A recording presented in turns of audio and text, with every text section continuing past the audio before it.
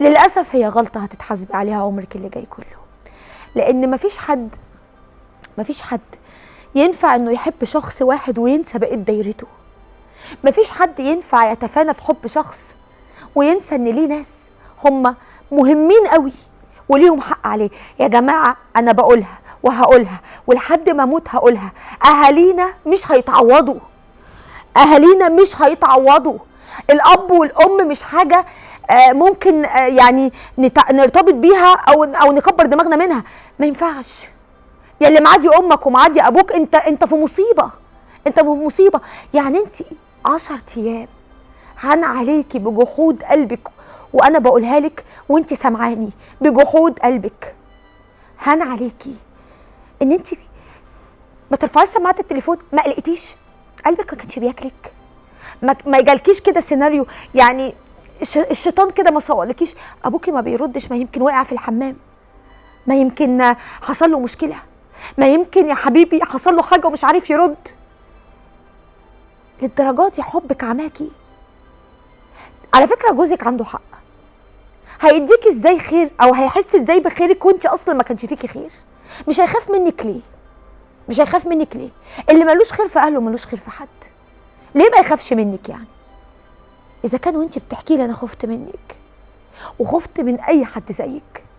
عارفين في عيال كتير قوي كده اهاليهم يبقوا عملوا عليهم كل حاجه وتعبوا وشقوا وطلع عينيهم عليهم، لكن اول ما بيكبر كل واحد بيرمي على التاني. انت ما عملتش، يقول له لا ما انت اللي ما عملتش، يقول لا انت اللي ما عملتيش. وفي الاخر ناسين ان ربنا بيجازي كل واحد على قد عمله. اصل يا جماعه البر ده ربنا مش هيحاسبنا كلنا زي بعض، مش هيحاسب اللي بيهتم واللي واخد باله واللي بيسأل واللي بيراعي واللي بيودي دكاترة زي اللي مكبر دماغه وعايش لنفسي وبيقول يلا نفسي. اصل ربنا حكيم وعادل وما ينفعش ابدا يساوينا ببعض. فلو انت ليك اخوات بيقولوا لك اصل انت ما عملتش، مالكش دعوه بيهم.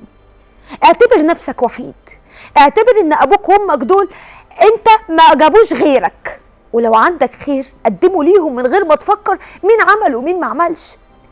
انا عايزه افهم ازاي يبقى حد ليه اب وام كبار في السن وممكن يكونوا قاعدين لوحدهم في شقق وبيهون عليكم يعدوا يوم ما تعرفوش عنهم حاجه. ممكن افهمها يا جماعه. ده في ناس بتقعد تحت رجول اهاليها بالسنين في فراش المرض وبيبقوا طالبين بس ان ربنا ياخد بايديهم. انا اعرف ناس لحد لحظه ما امه ماتت ما كانتش بتتكلم، نطقت بس على فراش الموت عشان تقول له انا راضيه عنك يا ابني، انا راضيه عنك عشان سترتني، عشان ما حرمتنيش. انت عارفين الشخص ده حياته كلها بقت جنه وبقت نعيم عشان امه ماتت راضيه عنه، او ابوك يموت وهو راضي عنك. والعكس صحيح. فكره انك تسيب امك وابوك وتنساهم وحياتك تاخدك مهما كانت حياتك، مهما كانت مسؤولياتك، ايه اللي ممكن يشغلك عن ابوك وامك؟ وما تنساش ان الدنيا بتلف وبتدور. الدنيا بقت تشغلنا بس دول اهالينا. الحياه بقت صعبه قوي وجافه قوي ومتعبه قوي وبقى في حاجات كتير بتخوفني. واكيد حضراتكم احنا خلاص احنا ممكن نضيع ساعات على موبايلاتنا، ساعات واحنا عمالين نفر عشان نشوف فيديوهات وريلز وشورتز وتيك توك، وبننسى حاجات مهمه قوي.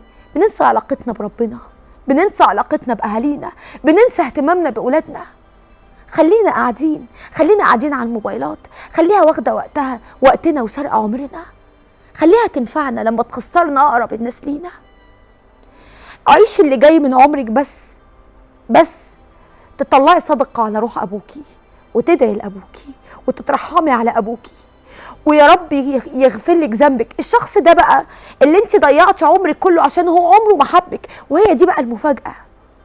وممكن ما تكونش مفاجأة، ممكن تكون انت عارفاها. هو عمره ما حبك، هو حبك ليه زي ما انت قلتي، حب جريك وراه، حب ان انت طول الوقت كنت بتتفاني عشان تسعديه، وفي الاخر وقت الجد قال لك انا خايف منك، باي باي. يا جماعة اعملوا اللي عليكم واعملوا اللي يرضي عليه ضميركم، وخافوا ربنا في اهاليكم وخافوا ربنا في ولادكم. ولما تحبوا حبوا بشكل وسطي، بلاش التعلق المرضي والمبالغه في الحب. اوعى تفتكر انك لما تبقى عايز تحافظ على الشيء قوي هيفضل جنبك. احيانا كتير مبالغتنا في الحفاظ على الشيء هو اللي بيبقى السبب في انه يضيع. واهاليكم خليهم رقم 1 في حياتكم.